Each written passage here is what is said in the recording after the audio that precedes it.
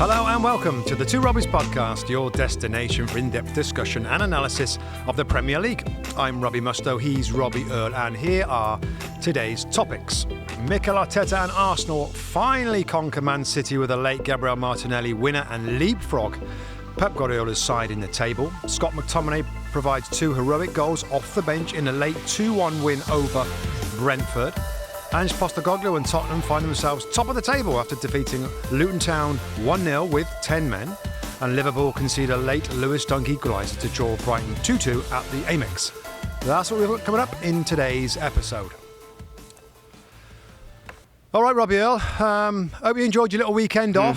The sun looks like it's lovely shining over there and enjoying your little weekend. And we had a busy weekend in the studio. And, of course, the highlight, the signature, the headline game was Arsenal against Manchester City. Wow. We got a late goal. Gabriel Martinelli scored, Rob, in the 86th minute. Arsenal win the game 1-0. Yeah. They're going to win the league, aren't they? No. I still stick with my City team, with players to come back, hitting form slightly better, the individuals to play better. But, Rob, great game without it being the most exciting game of football, but tactically and kind of mentality-wise in the game, there was so much going on between two teams.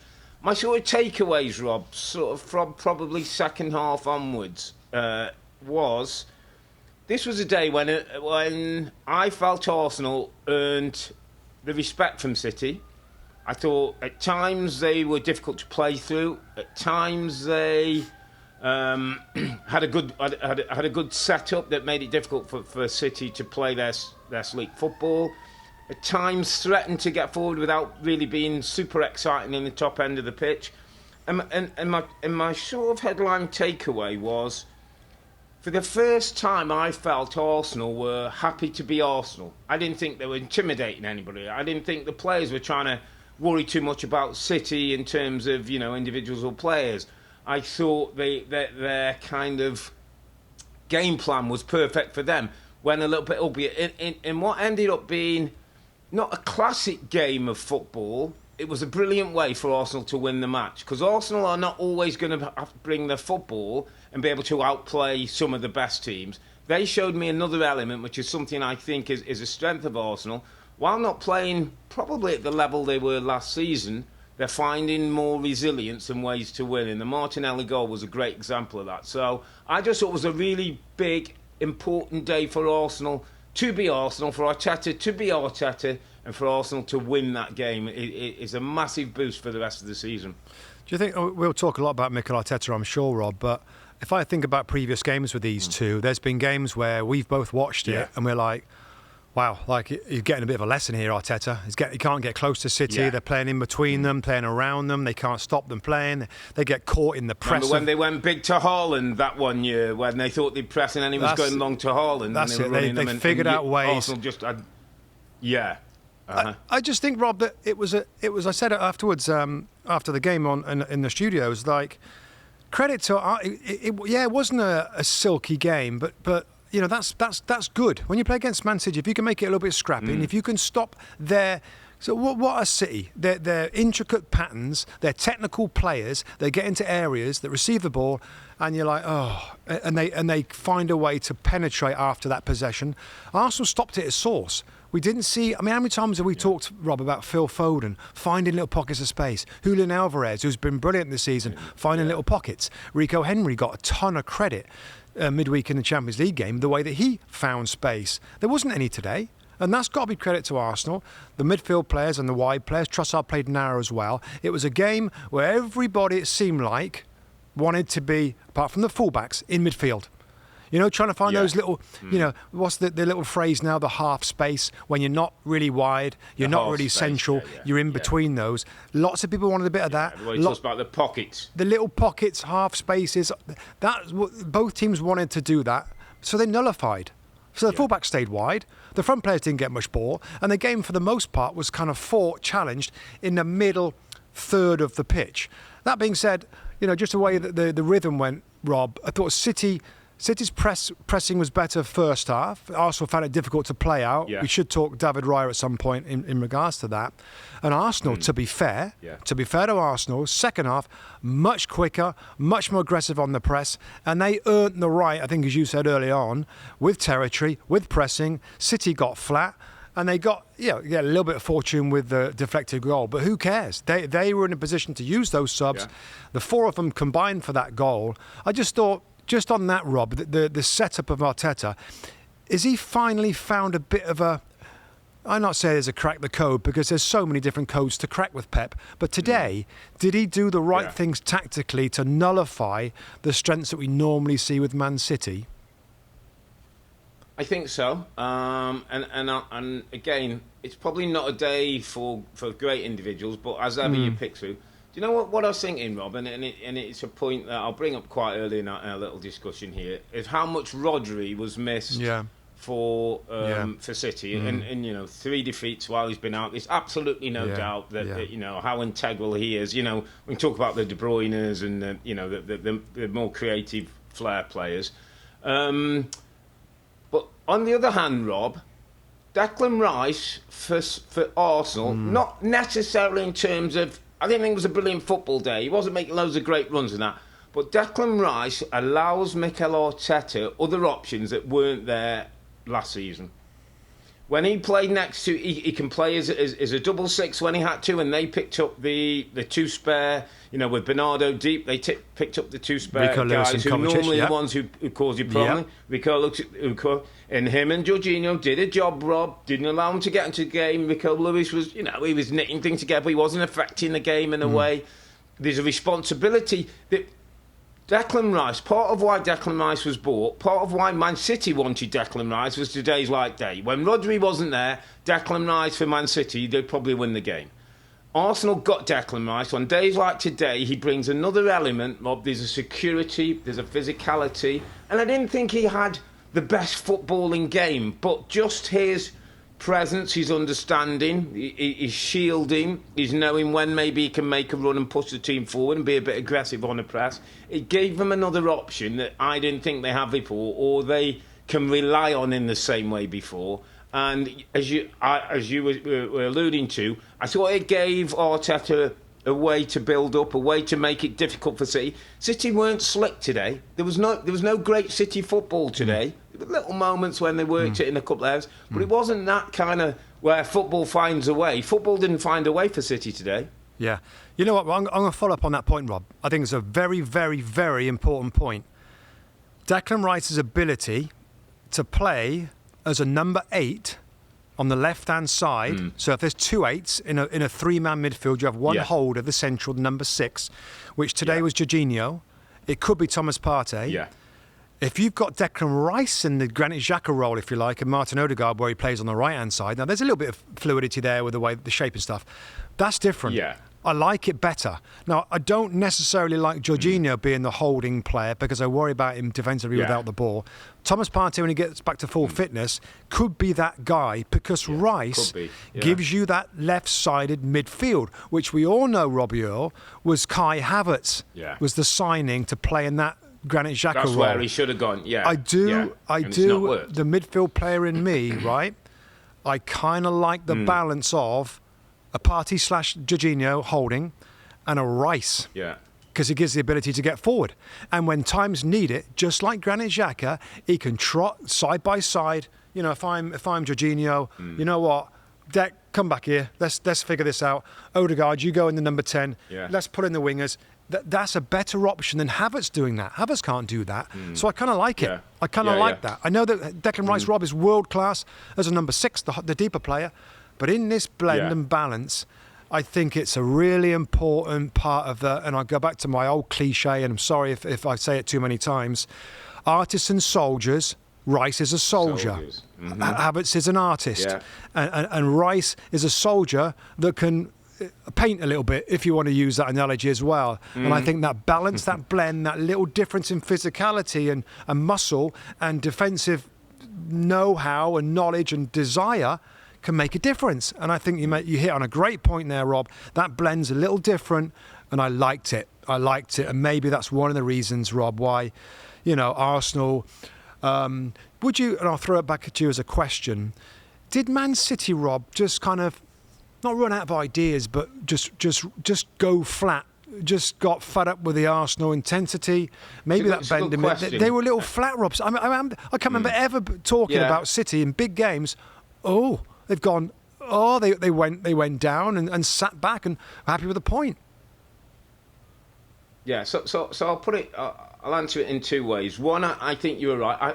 It felt, Rob, watching, there was a sense of City like, okay, we know we got the measure of Arsenal. We'll take a point and we'll move on. We're not great today.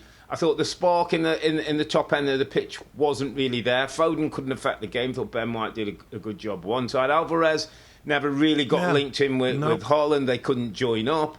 Bernardo Silva, who maybe can spark something because of his lovely ability and things, was too deep to really affect that part of the game. Yep.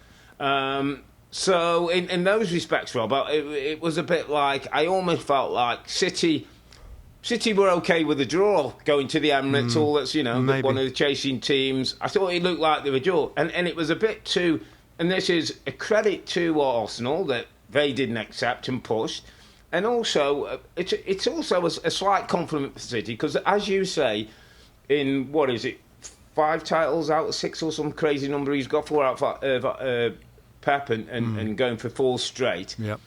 Over that period, I could say, on one hand, could you say the amount of days when they are a bit flat? On one hand, in 5-6 seasons, mate. It just doesn't happen. So, listen, we were talking, remember a few weeks ago, we jumped down invincible, could they win every game? No. This is what the Premier League showed you. This is human nature of what we saw today, Rob. But I've got a really important point I want to bring up, and it's interesting because I don't know if you saw much before we went on air, but there was a little confrontation down the tunnel, my friend. So apparently Kyle Walker has been walking off. I didn't realise the set-piece coach at Arsenal is formerly a set-piece coach at Man City. All now, the guy looks like he's gone across. Whether he said something and put his hand out to shake or I don't know at the moment. But there's some scenes that are running and 1 or 2 people are talking about it. And Pep was asked after it in an interview that he did later on. And he said, I know what's happened. We're going to keep it to ourselves. There was a little bit of something going on, push and shove. The 2 teams, Haaland got involved. Stewards had to get people down the tunnel. It got a little bit angsty. It got a little bit, there was definitely tempers flaring. And part of me looked at that, Rob, and went, good. Not in I want to see a mass well. Teams at the very top of this Premier League who fought it out and challenged sometimes don't like each other. And for Arsenal, I'll take it as the biggest compliment that Man City aren't smiling, going down the tunnel, saying they're the best team. They push us so far, pat us on the back and have the 3 points and go down the road. They're not doing that today. But likewise for Arsenal, for Man City, the respect that, you're now the team maybe, I wouldn't say they fear, because I don't think City fear anyone, but they're starting to see you as a serious rival.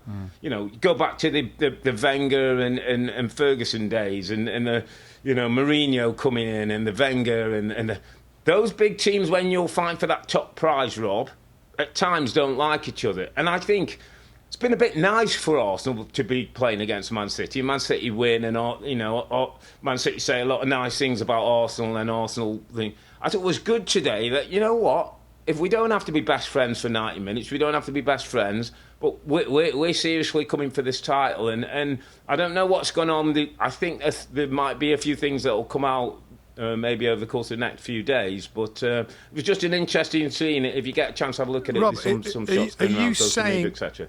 I did see a little bit of that. We couldn't stay on the pictures for the whole time.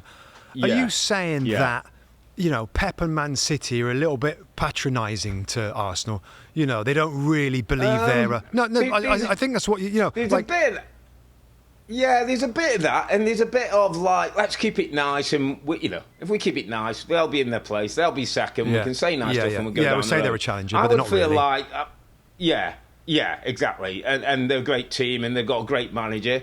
Today, when it got ruffled, today when it wasn't City's day and that, there's a bit of didn't really like that today. They've got beat Man City that they don't normally do, and they've reacted like champions. And I'll tell you what, I guarantee you, mate, when they come back after the international break, they'll be at it, because that's what they've done all the time. Remember the West Brom draw a couple of years ago? Fernandinho pulls them all together. They go unbeaten on a run. I know. They've had a Spurs win, wasn't it, a couple of years ago when they won? Pep goes mad, the players go mad, they go on a run. This is what gets them going. But it was just the change of that perspective. A bit like, a bit not condescending is maybe is too strong a word, but a bit like, we know Arsenal. They play really nice football. They're a good team, but they're not going to win the title. Today maybe was a first sign that Arsenal can ruffle the feathers, and now it's back on Arsenal to show that they can continue. Rob, before we move on to the next game, there's three things I want to ask you about in this game, right? 3 opinions here. Number 1. Okay. David Raya. I know where you're going with. And this is the first bit. This is first okay. Of 3. You've let me in with the easy one. You've let me in the easy David one Raya, first, wanted, demanded by the football club, much better with his feet. Really interesting, mate. I don't know if he looks that comfortable with his feet. I'll tell you what he can do, and Tim Howard made a great point.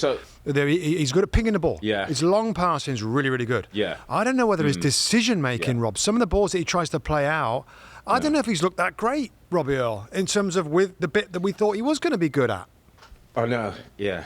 So it's a great point, and I wanted to get to it. I've written it on my list. I didn't see this as well. I thought Kovacic might be top, but it's number 2. I know you're going to get me to him in a minute. He's number 2. So I've got a David Raya one, because David Raya's an interesting one. So, do you know, as I was watching the game, Rob, and you all watch it from a perspective of, like, if I'm a midfield, we both play midfield, and if I'm being asked, not forced, but told to go back and build up from the play, and sometimes have my back to play and know my goalkeeper's playing in, Rob, I got to know that he understands what I want, where I want the ball, or if I want the ball. You know what I mean? I've got to have a real trust in him, that sometimes I'm coming and the geezer's right behind me and you can see the guy behind me, and I don't really want to see it. Or if you're going to give it me, you've got to give it me so I can play one touch. I think his understanding, Rob, at times of managing that situation is poor. Sometimes I think he's too slow when he should be playing quicker. Sometimes I think he's too quick when actually the ball's back to him, nobody's pressing him, he can slow down and we can all decide whether we're going to get another angle. It's almost like his management, his understanding, his rhythm of those moments don't look as great as I thought they'd be. But, and I'm going to give you a big but here, Mustoe, and it's a thought that I had. I think him getting through that first half, because at some point I'm thinking, he's going to let a goal in here. Well, I thought he might sub him out. He got through it, Rob. They've kept it. He's got through it. They've got a clean sheet, and he's out the other side. I just wonder if that might be a big game for him. Okay. I just wonder, and you're right. If we go to another big, if they face Liverpool or they face Tottenham, and he has one of the, again, and I know playing the Derby made a great save, but we start to see a bit of that. Because in fairness to Ramsdale, I never got the sense those big games affected him. Listen, he made some errors in bigger and smaller games, Southampton games and whatever, but I never felt like, this looks a bit big for him. I never got that sense with Ramsdale. Okay. Let's go on to number 2. Mateo Kovacic, Robbie Earle. 2 challenges that we showed in the highlight. We pulled it out at the end of the game. We do pull outs at the end of the game when we feel something's really important. Yeah, it's a good first challenge on Odegaard that slid in. Studs was kind of slightly up. They clipped the ankles, really. It was a yellow card was on field, no change to a red card. And then the second challenge, another foul that didn't get a yellow card, which I personally felt that is kind of a yellow card. So my quick synopsis of it is yellow and a half, not quite a red on the first one, which is my opinion on that challenge. It wasn't quite a red card, but the second challenge just a few minutes later was also a yellow card offence. He's sliding in nowhere near the ball, takes out the player. It's kind of reckless. I just thought that was a stonewall yellow card, which would have been 2 yellow cards and out of the game, which would have, of course, helped Arsenal at that point. Do you see it any differently to that, Rob, or is this? I mean, I haven't seen anybody yet. I thought you and Tim were across it perfectly. The first one is a clear yellow card, and Rob, There's arguments that in some circumstances, if that was red, it would have been difficult. But I'm kind of pleased the first one was deemed as a yellow, stayed with the on-field decision, yellow card. Yep. Fine. The second one is a clear yellow. Is a clear yellow. So he's got to go. I mean, it was interesting when Bex asked you, which is a good question, what would you do? I think, and taking him off is probably the thing maybe most of us have done, or think, like, just get him out the frame, because if he makes one silly challenge, everybody's on it. But I think with Pep, it's about, I'll make the right decision for my team, for my players, not with the fans, not with the ref. Yeah, and listen, he stayed on, and it didn't end up being anything more. But yeah, you're right. I thought there were two clear yellows, one possibly a red, but might have been harsh. And with the Jota thing, I'm saying, okay, first one yellow, second one yellow, he's got to go. So last one before we move on, Rob, and our favourite subject, and shut it down. If you want to shut it down pretty quickly, you can shut it down. Erle Haaland's Rob, very few touches again, and I know what I know his goals record. I know that he doesn't have many touches. Is it okay though for City to play a game like that and he don't really have any impact on the game whatsoever? You can shut me down, by the way, unless is there anything in it? I'm not going to shut you down. I'm not going to shut you down because I like the question on two fronts. The first front is when he's in the starting lineup before a ball's kicked, and we say.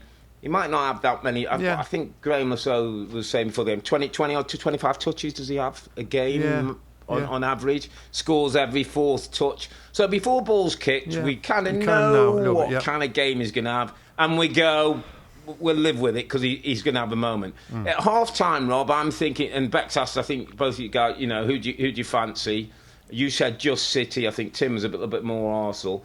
I would have probably fancied just City, and you know the reason why? Because at both ends of the pitch, if I've got Nketiah and I've got Haaland, I'd probably guess the other fella's going to do something. Yep. Now the other, and can I finally give you another answer to the Haaland thing, which I thought was pretty obvious today.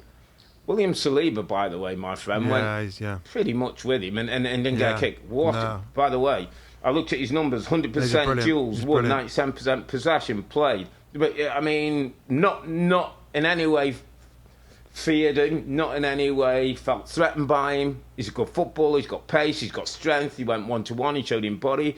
I mean, Arsenal looked so much different, Rob, with that centre-back pairing. That centre-back pairing and Declan Rice could be the difference for Arsenal. I mean, William Saliba now, I'm struggling, I'm just thinking of a better centre-back in the Premier League right now than William Saliba. I don't know whether there's one. I mean, Van Dijk will be mentioned by some.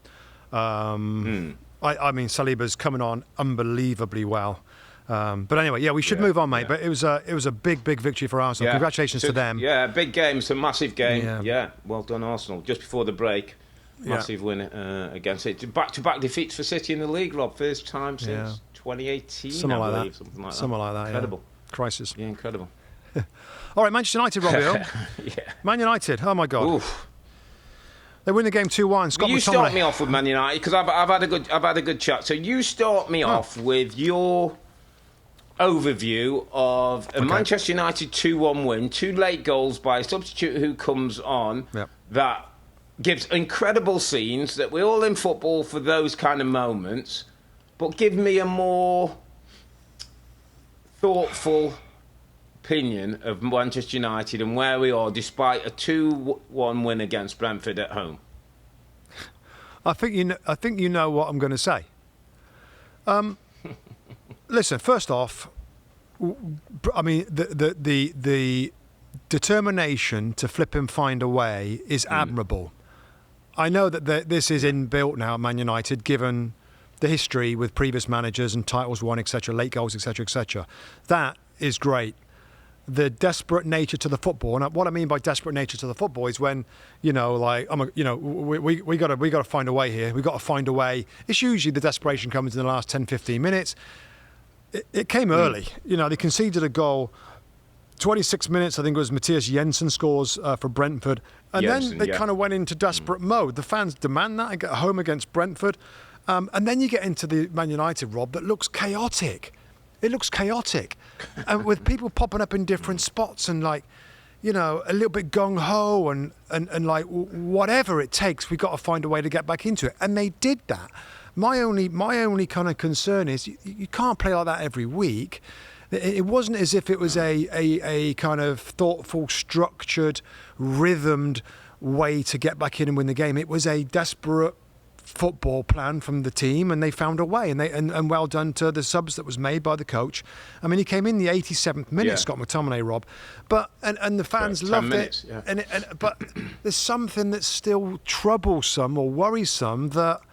Yeah. Wow, it looks so blimmin' off the cuff is. Maybe it's a little bit too harsh, Robert, but some of the players that they've got, I mean, there's a big lack of form of certain players. There's just no grooved nature to Manchester United. They find a way to win the game. Well done, but you can't sit there if you're a Man United fan, super confident of the future, given it was like the World Cup final victory at the end of the whistle when they beat Brentford 2-1 at Old Trafford. Am I being harsh there on Manchester United, my friend? No, because I think we're observers of the football club, a club that we understand its value, have played against its teams, have known what success means, realise its size in Europe, in the world, the reach of things. So we're not just going to jump on that it's a great 2-1 win and Scott McTominay, because that's important. And that's an important, listen, Manchester United can still find ways with individuals, because of a legacy that's been around our football club, to have those moments. And you know quality. What? We should enjoy those moments, because, and they're special moments, Rob. With 10 minutes to go, you put a sub on a kid who's come through the academy from 5 years of age, and he gets 2 goals in 7-8 minute spell that wins you a match. It's magical. And if the fans go home, and some of them go home happy, and that's fine, because they go happy if Man United win and maybe not so happy when they lose. So we should enjoy that, and we should never poo-poo that and put it down, because it's an important element of football. Just because we've been in it and played it, not everybody wants to break it down. But, Rob, if this is going to happen, at half-time Manchester United got booed off. 10 minutes before we get into injury time, those fans are probably half are leaving, half are getting ready to boo again, because that was unacceptable, what they see. I wrote a couple of things down, Rob, and I didn't quite... I just wrote them down in terms of, as I was watching things, there's a bit of a... I don't know if fear's the right word, but there's no... People don't want to take risk at Man United with their passing, with their movement, with their ball, when they've got it, taking people... It's like a lack of something... Confidence, I don't know. There's an untidiness about Manchester United that's awkward, Rob. They're untidy. Yeah. When you look at Brighton and Villa, they're not pleasing on the eye. They look untidy, like they need to smarten up your Man United. And the other thing, Robbie, it looks, and I wrote the word down again, it was just a word, they look unrehearsed. Do you know, like they've not done the reps. They've not done the reps, so we know where we are. It just, and I'm thinking, this is Man U. Man United aren't untidy. Untidy could be Nottingham Forest when they come up, or untidy could be Wimbledon back in the day. We were untidy because that's how we played. But Man United, with what they've spent and what they've got, shouldn't be untidy, mate. And it brought me to my conclusion was that it's brilliant for Scott McTominay, and he's got his couple of goals. And I pose the question, Rob, is he part of Manchester United's best 11? I would say no. Should he play in the next game away at Sheffield United? I'd probably say yes. All right, my friend. That brings me nicely into my very easy pick for underappreciated performer, who is Scott McTominay. Scott McTominay is vastly underrated at the football club right now as it stands. With the influx of Casemiro, of Amrabat, of Mason Mount, of other people that play in there, he is cast aside. Eric wants to move forward with more quality players. McTominay's a little bit basic. I think he suffers, Rob. He suffers and has suffered from the joking of what they call it, the McFred midfield. The McFred midfield of McTominay and Fred. And it ain't silky. It's not silky. But one player, probably either player, by the way, would look a lot better if the other was a little bit more silky. I think Scott McTominay, Rob, has enough attributes to be in the starting 11. There you go. So there I disagree with you. You would say he's part of Manchester United's best 11 Well, players, I don't see any other midfield player now playing well enough to say he shouldn't be in the team for me. I don't see Casemiro playing very well. His legs have looked a lot weaker from what we've seen. Mason Mount is a more attack-minded player. Sofram Amrabat, maybe. McTominay is tough. He gets his foot in. He runs into the goal. Eriksen is part of the stopgap nature. There were a few signings at this football club. Listen, Rob, I'm not there yet, right? I'm not there yet. I've got a big Man United rant coming on. What I feel this club needs, right? And it is a absolute total strip down. Total strip down from every part of the football department of that football club needs to be stripped down and ripped up and started again. Hold me there a minute. You got to hold me there a minute. So let's just get Scott and let's give Scott the credit of underappreciated, because he is underappreciated. They were going to try and get him out the door to West Ham, and was it Newcastle, and even Bayern Munich got mentioned, blah, blah, blah, blah. And he is underappreciated because, you know what, without him at the weekend, we're talking about serious problems with this 3 straight defeats and all the rest of it. And he gets goals, Rob. Whether he's in the best 11, I would debate that, but let's have that debate. Where you're moving to, the bigger picture of, at the start of our conversation, is the strip down. Is this thing needs totally rebuilt. Correct. Have we not been there? Is this not where wasn't this start point one for Ten Hag? Nope. Isn't most of these players Ten Hag's players? No. So are you suggesting somebody else? Are you suggesting we continue this route, or are you contesting we go back and start the whole thing again with Erik Ten Hag? We start the whole thing again, Rob, and why I wasn't sure about saying this today is we still have the same ownership, right? And what I'm talking about can't happen that until doesn't look like it's changing anytime soon. Well, that's what I'm saying. It's the only way that what I'm suggesting will ever happen is if a new owner takes place. Let me give you a little analogy. I'm not sure it's great, but just consider the new ownership at Chelsea Football Club. And that is a total strip down. A total strip down. All directors, CEO, chairman, directors of football, manager, academy staff, first team staff, everything. A total strip down. And listen, it ain't going brilliant right now, but that's what they've done. Yeah. Another example, Robbie Earle. Arsenal Football Club. Not quite a total strip down, but a big strip down. No. New director of football in Edu. Different manager, Mikel Arteta. An absolute exodus of the David Luiz, your Aubameyang, your other players that were not up to job that Unai Emery had to try and deal with, Rob. Stripped off, stripped down. Everybody gone. A whole new playing staff. And look what's happened after their big strip down. I could even say it a little bit, it's a force. Tottenham. Over half of the team is different. They've got rid of Paratici is gone. They've got rid of Antonio Conte. Yeah. They're bringing a new director of football in. The manager's different. It's not the same degree. Now, back to Manchester United. The directors of football who's picked the recruitment that are struggling now, like your Anthony's, your Jadon Sancho's, your other players that haven't really done it, comes off of 2 people. Ed Woodward and John Murtagh, the directors of football, really, in the last few years, they've picked the players now that are struggling to perform. When I'm talking strip down, you strip it down from the very top. How about a new chief executive of football, director of football, and then from down that, you have a whole new recruiting department in terms of who you pick. Now, whether Erik Ten Hag can still be the main coach, maybe he can. But everything around him, Rob, has to change. Back to the playing staff. They've made signings, Rob, in these last few years, and Varane's 30. You got a quick, what they call we call it a sticking plaster over issues.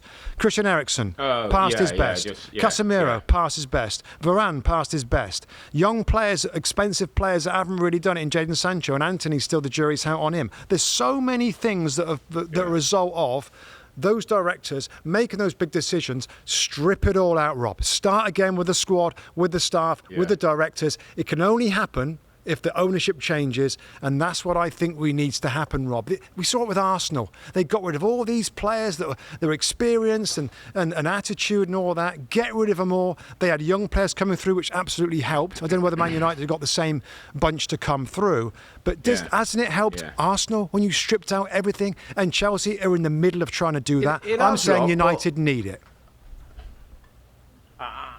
I get your argument, and I don't disagree. Where I'm a little uncomfortable is, I almost feel that, and I know you've picked John Murtough against the Ed Woodwards, and listen, some people would suggest that John Murtough was the right guy. He's brought in a lot of players, Rob, who Ten Hag has wanted. They've got rid of a number of players who Ten Hag's not wanted.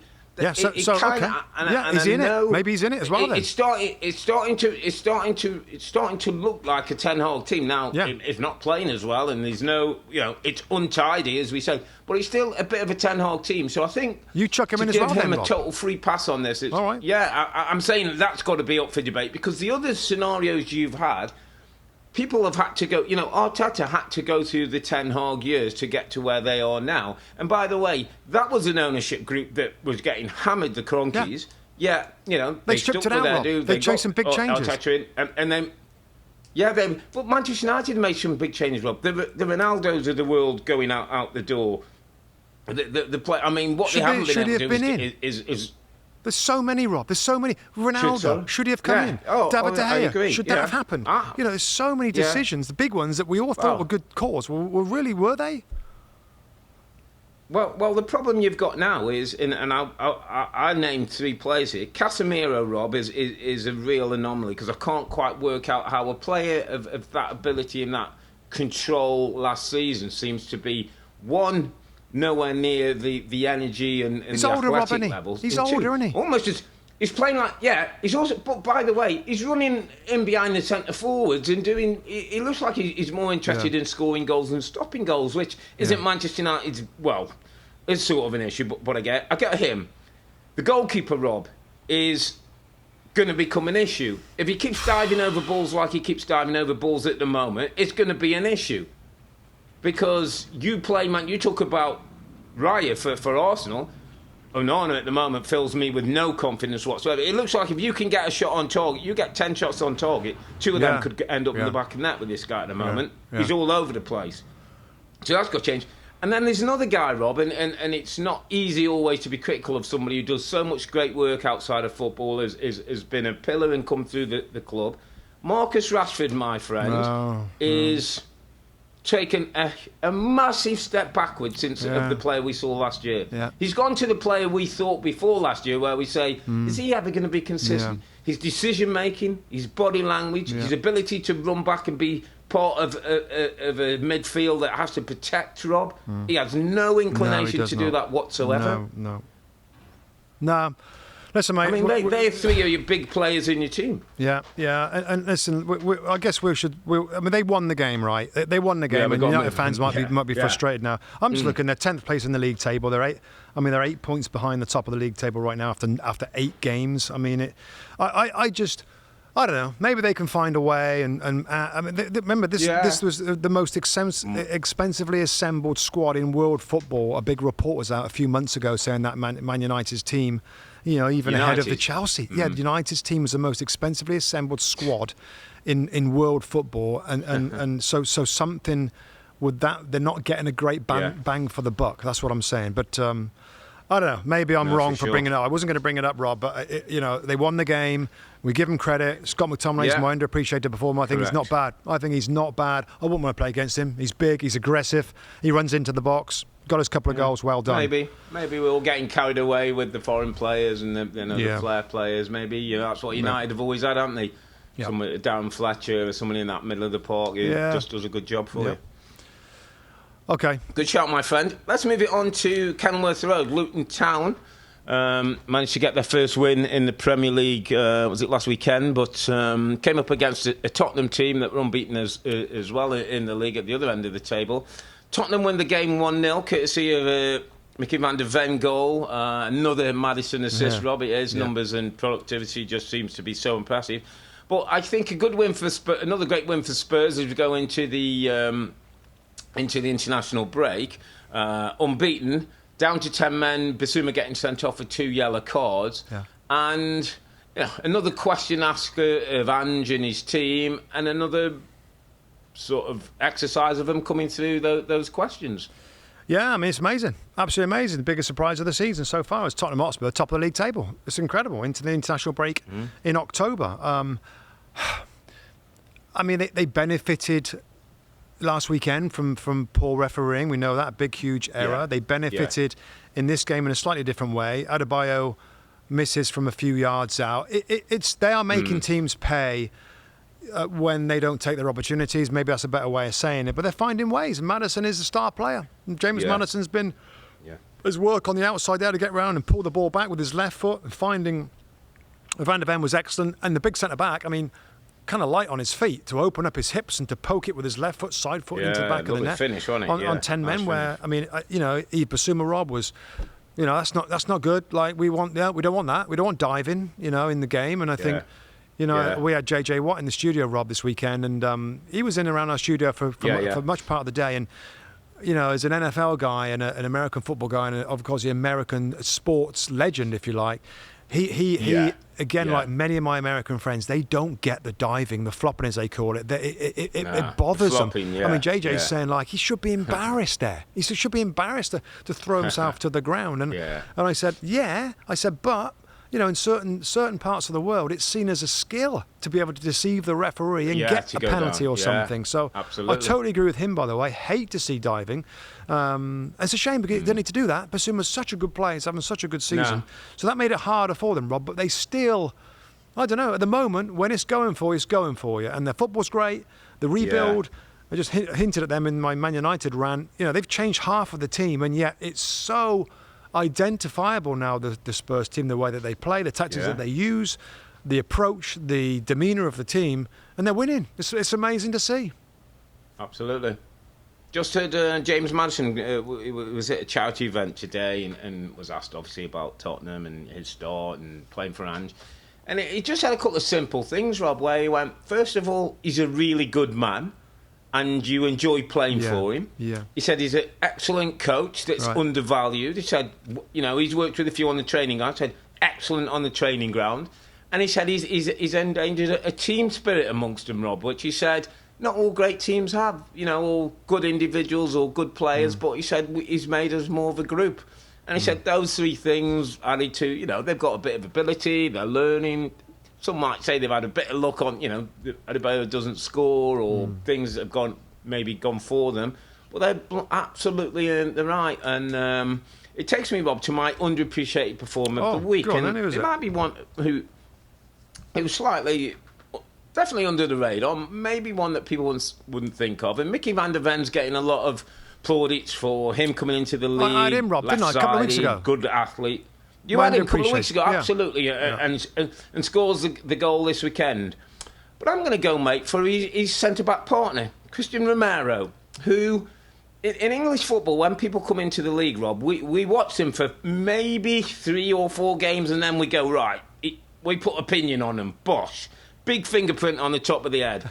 Romero's decent, but no emotional control, fiery, wants to get his foot in. And I know we both said, don't mind a bit of that fire as long as he can control it, because it's not a bad trait to have, certainly as a centre-half. Well, what I've seen under Ange, Rob, is a more tempered, controlled Romero.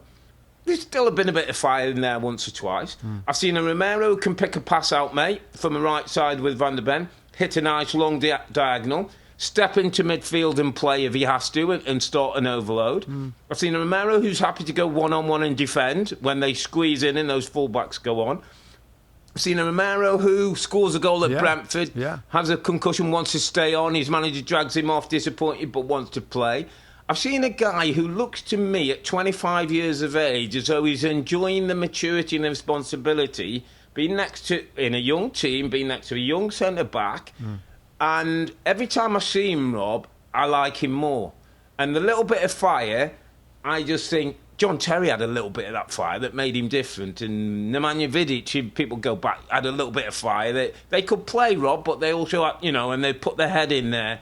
I don't mind that in a team, and Christian Romero's one of those players who won't get the plaudits. Could it be Maddison and Sonny and Van der Ven's come in and those full-backs? Christian Romero's been sneaky good for them this season. I thought he was excellent at the weekend. Yeah, I like him. I like him. And he's a beast. I mean, I remember Ange said a couple of weeks ago that in training, the players stay away from him. In training, yeah. He's an absolute animal. Yeah, which is good, isn't it? You want one of them in your team, Rob, don't you? Where did we see him, Rob? We saw him live. Was that the season before this one? Last season, we went to Villa Park. Season before. We saw Villa Park. Yeah, Spurs Villa. Yeah, Spurs beat them 4-1. Spurs beat them 4. But he looked tough. And he was slide tackling and flying on him. We were like, wow. Wow, he's a tough. I mean, even the sound of him, tackling was like, God, this guy. So it's a good shout. I'll tell you what, mate. Yeah.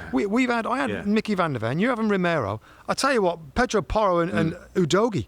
Destiny Udogie. These guys aren't going to be far off. The next few weeks, we could have a whole Spurs back four underappreciated because we don't know. And by the way, let me chuck in. And the goalkeeper, by the way, Vicario. I know, done well, sneaky good. When all these goalkeepers who we're talking about, he looks dodgy. Absolutely, we're not saying anything about Vicario, by the way. We're not. No, really, really good shout. Yeah, really good. And Spurs, fair play. I love it. I think this is a breath of fresh air in the Premier League this year to have a Spurs. Absolutely. And we've been to that stadium. It's an incredible stadium with 62,000 people. Incredible. That now are like, I mean, this is away from home, but it's good to see those people enjoy themselves again. And all the Spurs fans that we know around NBC and stuff, like, this is fun to watch for them. And guys, so unexpected. They shouldn't be doing this, given Harry Kane left the club. It must be nice if you're a Spurs fan not to be reliant on one guy in Harry Kane to score all the goals and quality coming from the whole of the team. Is still a good news story. So well done, Spurs. Found a way against Luton Town. And Luton, we'll see. We'll see on Luton. They're going to fight all the way. Love the story. We know that and how hard it is to compete at this level. When they had one of the lowest budgets in the Championship last year and they got promoted, I mean, so difficult to be competitive. But no, Spurs and Romero's a good shout. Let's move on to the next game on our little list here. What have we got? Amex. The Amex. Go on then. Brighton 2, Liverpool 2. Yeah, 2-2. The game's going on at the same time. So, you're watching these different. I did have a little look at this. I had a little look at this one. On, yeah, I tried to have a look at this one because I was interested in Liverpool. So, sort of both teams, interesting mob. So both teams have come out of Europa League football on a Thursday night. Bit of a different thing for Liverpool, who are in it. Interesting to see how serious they take it depending on league. Brighton first time in it, big thing for them, getting used to all that. So, interesting game as we come. It kind of taught me, watching the game, Rob, Brighton go ahead of Dingra, Simone Dingra, picked up nice finish, some bad play on the back and lovely finish from distance against a very good goalkeeper, mate. He slid one in and put Brighton ahead. Yeah, got him early. Brighton looked like then they're going to start the build-up, but fair play to Liverpool. And there's something in Liverpool that I like, Rob, that these signs there of what I like of a Liverpool team that could get back to challenging. There's still, and I think it probably be the words we've said from, there's still and again, I try to pick my words carefully with Liverpool. There's still a vulnerability to Liverpool that's there in the back line that needs addressing, and maybe the midfield setup, which was a bit different today. McAllister held, Szoboszlai one side, young Harvey Elliott started on the other side. And then as Liverpool got back into the game, and again, I want to, you could underappreciated Mo Salah, as great as he is, just continues to come up with goals, brilliant. Mate. It's incredible, his productivity. So Liverpool then, you think, have got a chance in Gravenberch, who come on as a sub, had a chance at 2-1, mate, to make it 3-1. If it's 3-1, game's over, Liverpool win. They don't get an equalizer, and it was probably a fair result. And I heard Klopp say something, mate, because it's his 8th season in charge of Liverpool. I think it's the anniversary of his 8th year in charge. And he talked about the league itself, and he said there were times in the league when teams like Brighton, you didn't probably have to take as seriously or with the same respect as what they are now. The league's got tougher over those 8 years, he said, and the teams like Brighton are probably thinking top 6 is where they want to be. Could they maybe, affect the top 4? It's amazing. With Europe, it might be tough, but yeah, that's where we are with a Liverpool team who similarly will want to be top 4. Some are suggesting could maybe go close to challenging. I'm still not quite sure that they're quite there yet. But it just shows the league, mate, and where we are, and that, you know, Brighton away now is no longer a gimme. Brighton away is, you got to earn your points there. And in the end, Liverpool will look at it, and he said, you know, it's a point gained away at Brighton now rather than 2 lost. Yeah, I just... Listen, Robert, Trent Alexander-Arnold, he started again. And I know Joe Gomez has played it right back, and we've talked about this where it feels like, Joe Gomez isn't anywhere near as good, but they've kind of been solid. I look at the score 2-2, like 2 goals conceded by Liverpool, and I know the goals were kind of results of set piece and a mistake out the back. Is Trent going to be? Is he back now? Then at right back, Rob, are they going to have that advantage going forward with his passing? Yeah, he moved into midfield not as often. He did that sort of move into midfield and came off 70 odd minutes. Gomez came on actually, so I don't know if they're still nursing him through this injury, and I don't know obviously with the international week whether he'll travel or whether they'll try and get him a bit of rest and get him fully fit. I wouldn't just. I don't think it's one of those where you can just. We're saying, Trent's position is the problem. Yeah, there's more than that. That midfield is great when it attacks and goes forward, but it can be vulnerable, mate. The spaces in between either side of the 6 when you've got McAllister as the 6, who's not his best role. I just wonder if Gravenberch at some time, mate, when he comes on, he didn't half eat the ground up well. Yeah. He's a big, tall, strong athlete. And I know at the moment with Klopp, that's a big role for somebody to fit. But I just wonder if down the road that might be his role. And then it gives him a little bit more athleticism around the middle of the park that, you know, they had back in the old days with Henderson and the likes in midfield. I mean, look at the table for them. They're 3 points off the top, Liverpool. 3 points off of the top, which is 20 points, which is Spurs and Arsenal. Liverpool on 17 points, 4th in the league table, really early, finding the form. I like the front 3 that started today. I think, you know, Brighton 2, Liverpool 2. And just quickly on that point, Rob, about no easy games that Klopp talked about. He's so right. With the extra budget now available for Premier League teams, they got the staff to get great recruitment. They got the money to get good data. They've got money to buy players. Like, with great recruitment and smart management of clubs, they're more competitive now in this Premier League than ever before. And that's to his point, I think. Like, these teams with lower budgets, in inverted commas, almost can make it up now with staff and cleverness about their recruitment. So, good result, I guess, for Brighton 2-2. Liverpool frustrated, maybe didn't get the 3 points, couple of mistakes there for them. Okay, moving on, Rob. They're kind of our headline games. Let's just move around here on the remaining results of the weekend. I mean, the first one that's on our list here that, you know, again, there's so much blimmin' to talk about, Rob. Burnley 1, Chelsea 4.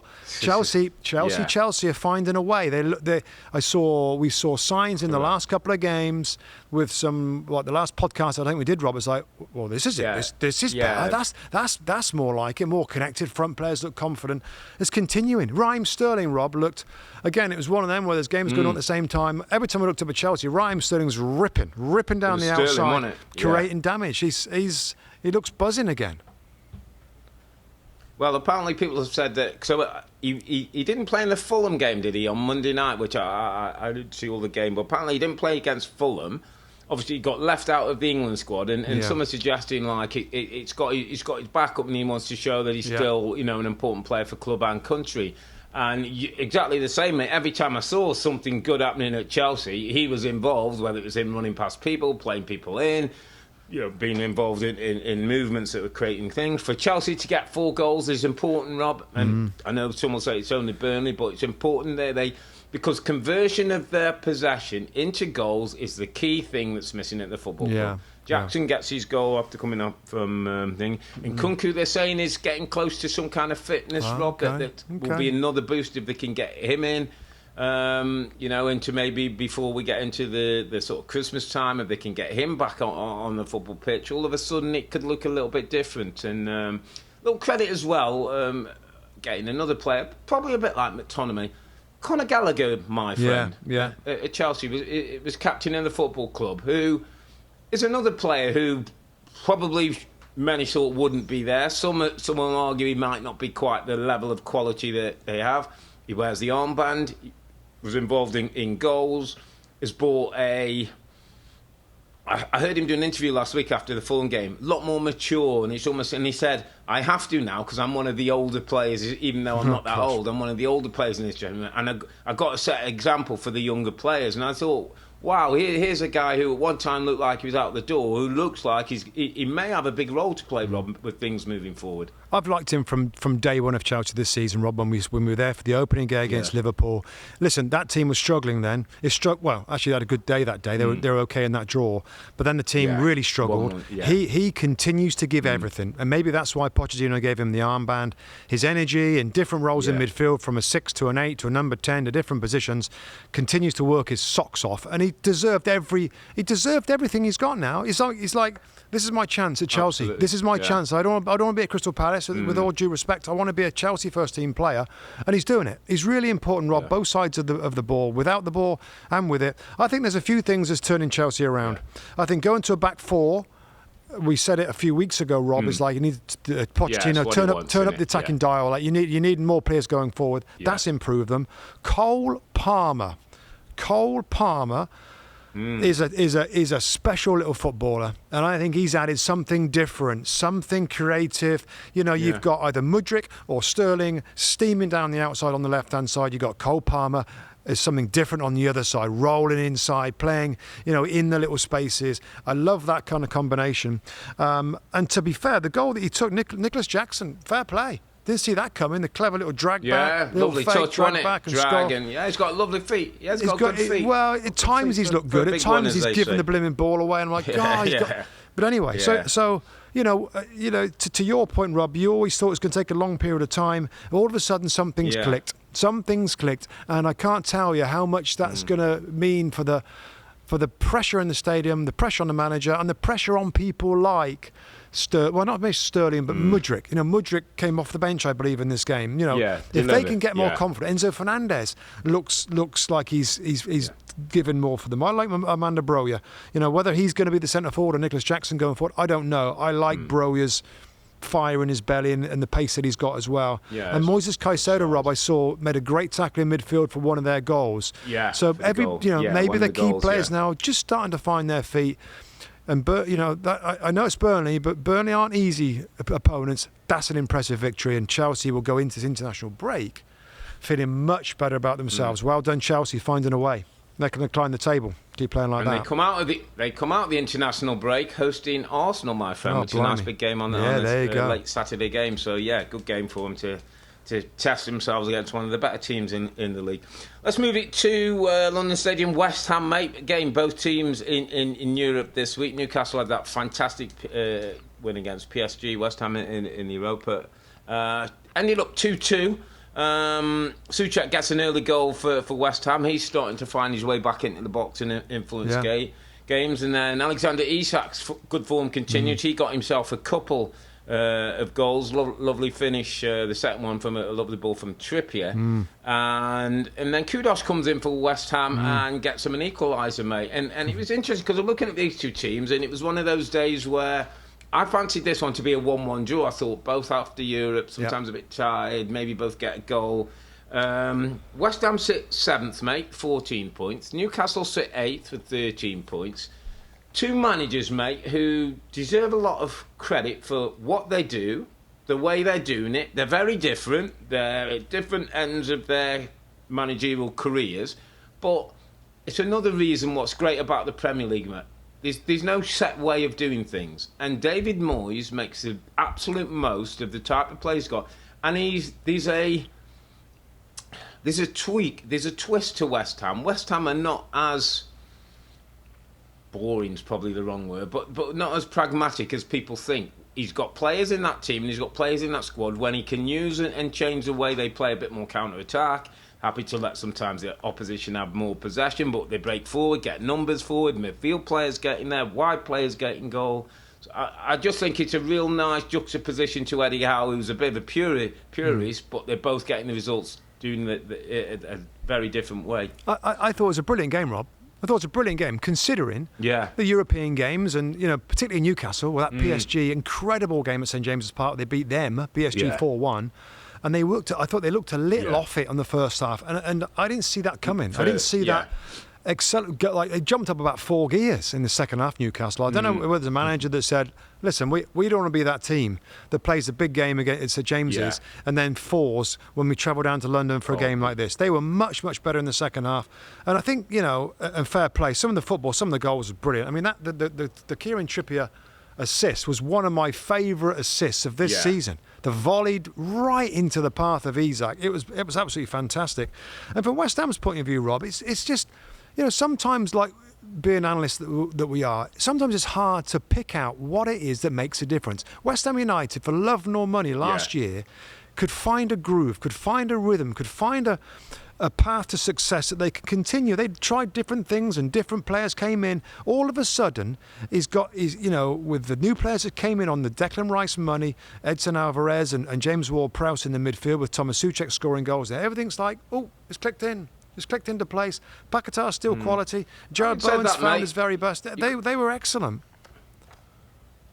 They did win the European trophy last year, by the way. For all that I know, in the league, you're saying at times that they weren't thing. But I mean, he had success. And I think that's given him and the team a bit of belief and confidence. I mean, he was one of the first people saying, he's going to get the sack and he doesn't quite fit the mould of the current coaches or all. But I tell you, David Moyes, mate, is there's another underappreciated. Yeah. He's a grinder, kind Rob. of He's a grinder. Who stands for something else, mate. But I tell you, you put him in charge of your football club. I'm telling you, there's a few clubs down there, the Evertons of the world, who'd love to have David Moyes back, by the way. Yeah. They won't be sitting where they are now. So, well done to West Ham. Good 2-2 draw with Newcastle and a good start to the season. Wolves won, Aston Villa won. Gary O'Neill's starting to get a couple of results for Wolves. I believe there's a little bit of something going on between the two managers after the game. I think Gary O'Neill went across to shake hands. Unai wasn't happy. Apparently there's something and nothing, which I will like to pick up. But Wolves went ahead. Hee Chan Wang, I think 5 goals for him this season. Villa get an equaliser, Pau Torres even.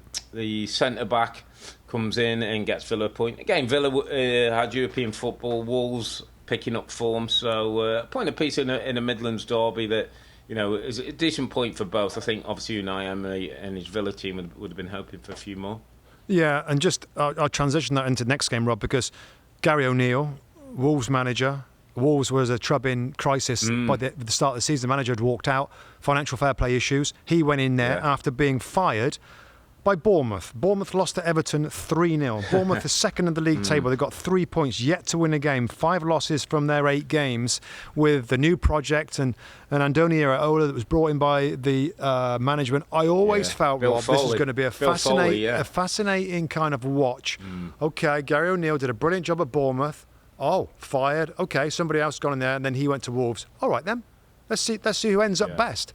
And right now, as we look at the table, Wolves are 14th. 8 points, 5 points ahead of Bournemouth. So Bill Foley's decision now looks a poor one, but we'll see. Of course, long way to go right now, and his start is very different. But going to Everton losing 3-0, there aren't many teams that do that at the moment. Fair play to Everton. And Jack Harrison has hit this team with a bang. Oh, lovely goal, wasn't it? Lovely goal. Involved in the third goal. I believe that he was a brilliant signing for the club. I also believe that I think Everton are going to be okay. There's going to be hiccups along the way, but I feel they've got enough quality now, Rob, to not worry every week about that relegation 3 places in the league. I think so. Yeah, well done, Everton. I'd agree. And worrying alarm bells, I think, starting to ring against at Bournemouth Football Club. And Abdoulaye Doucouré, just a little mention for him, mate. Every time they need something, this guy cups up. He's becoming really important. Another team with a few struggles, mate. They lost 8 recently to Newcastle. Sheffield United go down 3-1 to Fulham. Dick Cordova-Reid with the goal for Fulham. Anthony Robinson with an own goal. And then Fotheringham with an own goal as a shot that came back off, I think, some cleverly off the bar and hit the goalkeeper. And then Willian gets the 3rd goal. So it's a Sheffield United team, Rob, again. They sit bottom of the pack at the moment. Paul Heckingbottom's going to be under a little bit of pressure, I think, with the window coming. No wins, 1 draw and 7 defeats of the 8 games so far this season. He'll do well to come out the other side and needs to pick up a couple of results quickly, I would think, or else you get the sense maybe the ownership group are not going to be happy, for this time to get back into to get themselves back in the Premier League and not want to go back down again. And then finally, mate, it's at Selhurst Park. Nottingham Forest 0, Crystal Palace 0. Not the best game in the world. Not sure we got too much to say about that one, have we? No, we haven't. It wasn't a great game. Bit of a stalemate there. Disappointing. I thought Forest, particularly second half, Rob, after looking the better team in the first half, just kind of went flat. Yeah. Couldn't believe it. Anyway, 0-0. Yeah. But that's it. Good point for Palace. They go top half of the table. On 12 points. So listen, mate, great weekend. We're going to head into the international break with 2 North London teams sitting top of the table. Tottenham first, Arsenal second, as both win 1-0 at the weekend. Manchester United win in Fergie time on a sad weekend for all the Ferguson family. We send our best regards to those. And Sheffield United and Bournemouth, they are still looking for that first Premier League win in what's been a difficult start to the season. We're going to take a week off. We're going to pass all those Premier League players to Gareth Southgate and the international managers. Take good care of them, because they'll be back on October 21st and Sunday the 22nd when we'll have our next podcast and look back at the little matter of the Merseyside derby and Chelsea hosting Arsenal. But for now, I'm Earle, he's Mustoe, together with the 2 Robbies. Thanks for watching and listening. Be safe, stay healthy. It's a good night from me. And it's good night from him. Good night. Good night.